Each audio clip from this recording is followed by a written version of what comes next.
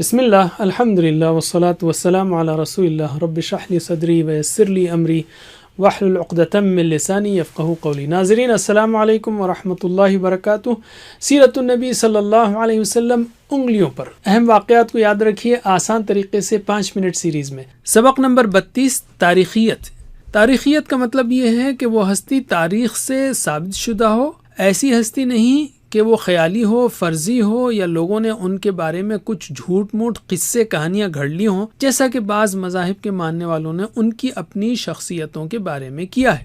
علم۔ عام انسان کو دنیا و آخرت میں کامیاب ہونے کے لیے 2 چیزیں ضروری ہیں، ایک ہے اصول کتاب کی شکل میں، اور دوسرے ہے عملی نمونہ جس کو دیکھ کر وہ عمل کر سکے سیرت کی شکل میں۔ علم۔ عملی نمونہ یا آئیڈیل لائف والی ہستی کے بارے میں 4 چیزیں ضروری ہیں۔ ایک ہے کہ تاریخیت، یعنی اس کے بارے میں جو باتیں تاریخ کی کتابوں میں لکھی گئی ہیں وہ واقعی سچ ہیں۔ دوسرے جامعیت، یعنی زندگی کے ہر پہلو میں وہ نمونہ موجود ہو۔ اور تیسرے کاملیت، یعنی جس پہلو کو اس نے سکھایا مکمل طور پر سکھایا ہو۔ اور عملیت، یعنی جو کچھ سکھایا ہو اس پر عمل کرنا ممکن بھی ہو۔ علم۔ چونکہ اللہ تعالیٰ نے محمد صلی اللہ علیہ وسلم کو سارے انسانوں کے لیے اور قیامت تک کے لیے عملی نمونہ بنا کر بھیجا ہے، اس لیے صرف آپ صلی اللہ علیہ وسلم کی سیرت طیبہ میں یہ 4 باتیں مکمل طور پر موجود ہیں۔ آج ہم تاریخیت کو لیتے ہیں کہ آپ کی سیرت تاریخی طور پر کتنے محفوظ ذرائع سے ہم تک پہنچی ہے۔ اس کا پہلا ذریعہ ہے قرآن مجید، جو اپنے الفاظ کو لکھنے کے انداز اور پڑھنے کے طریقے کے ساتھ آج تک محفوظ ہے۔ آج بھی اس کتاب کے لاکھوں حفاظ ہیں۔ اس میں حضور صلی اللہ علیہ وسلم کی سیرت کے تمام ضروری حصے، مثلا نبوت سے پہلے کی زندگی، یتیمی، غربت، تلاش حق، نبوت، وحی، اعلان و تبلیغ، معراج، مخالفین کی دشمنی، ہجرت، لڑائیاں، اخلاق وغیرہ سے متعلق اشارات موجود ہیں۔ قرآن سے زیادہ سچی اور قابل بھروسہ کتاب دنیا میں موجود نہیں۔ علم۔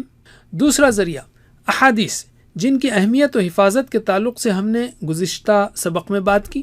آپ کی ہر حدیث کو صحابہ نے روایت کیا ہے، ایسا نہیں کہ کسی نے 200 یا 100 سالوں کے بعد انہیں نقل کیا ہو، جیسا کہ دوسری مذہبی کتابوں کے ساتھ ہوا۔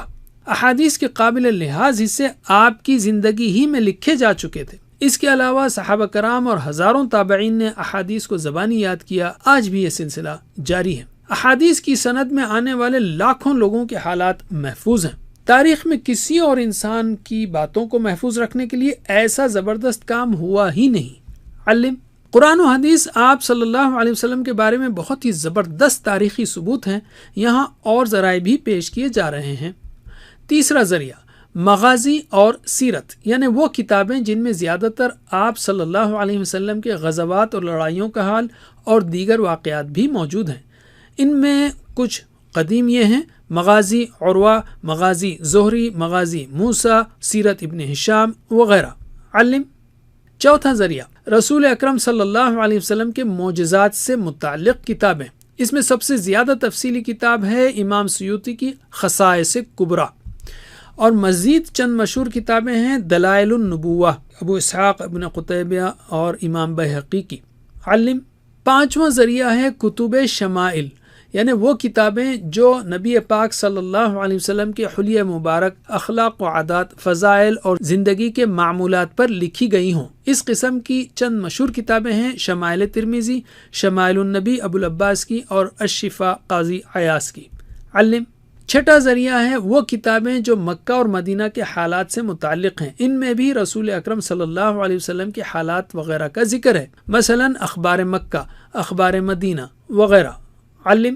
ساتواں ذریعہ عام تاریخ کی کتابیں، جن میں رسول اللہ صلی اللہ علیہ وسلم کی سیرت کو تفصیل سے بیان کیا گیا ہے، مثلا طبقات ابن سعد، تاریخ صغیر و کبیر امام بخاری کی، اور تاریخ ابن حبان وغیرہ۔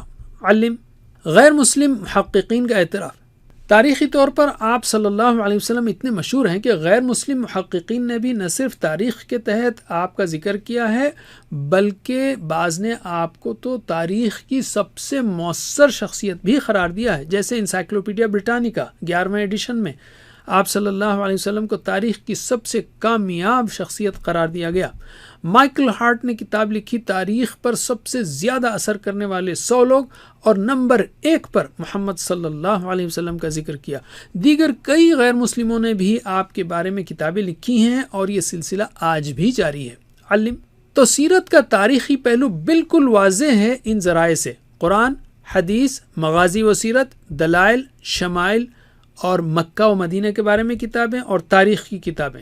علم یعنی محمد صلی اللہ علیہ وسلم کوئی خیالی یا فرضی شخصیت نہیں تھے، بلکہ وہ حقیقت کی دنیا میں آئے اور اللہ کی بندگی کی بہترین مثال پیش کی۔ سیرت کی اس تاریخی حیثیت کو دیکھیے اور پھر دیگر مذاہب کے بانیوں اور شخصیتوں کے حالات کو دیکھیے، صاف پتہ چل جائے گا کہ اللہ تعالیٰ نے آخری رسول صلی اللہ علیہ وسلم کی سیرت کو محفوظ رکھنے کے لیے کتنا زبردست انتظام کیا ہے۔